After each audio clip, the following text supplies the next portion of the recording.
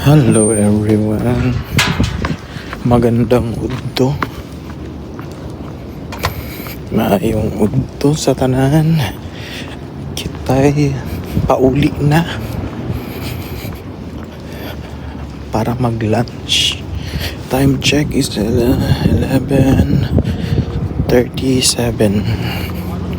So supposedly 11:30 alis namin, tapos babalik kami mamaya ng ganyan tayo mag-vlog kasi nga yung panot nating ulo makikita.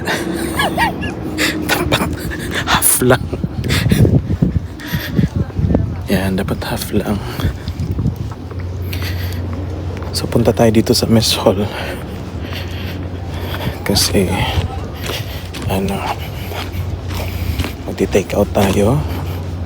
Wow, sana all. Sana all na lang talaga. Hindi nakarinig ko. Busy sila sa kanilang usapan. Huwag kakain. Diyan muna kayo. Yan, tapos na tayong kumain.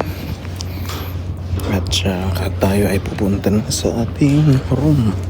Time check is 11:40. 11:48, 47, something like that, no? Bahala na kayo. Malamig pa rin. Kaya sometimes ayaw namin kumain sa sa mess hall doon. Ayaw namin magbaban. Kasi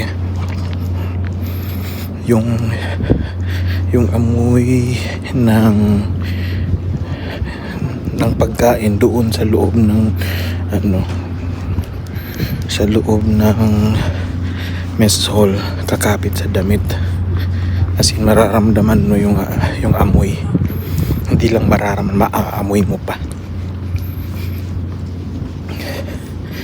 Yan, pauwi na din yan sila.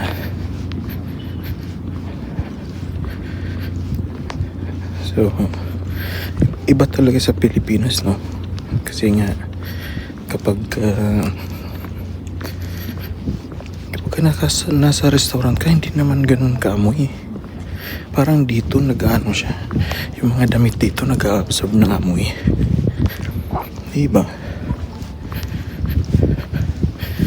Ganun na lang siya. Sige, dyan na kayo. Medyo mahaba-haba na tong aking video na update dito sa aming chuchu.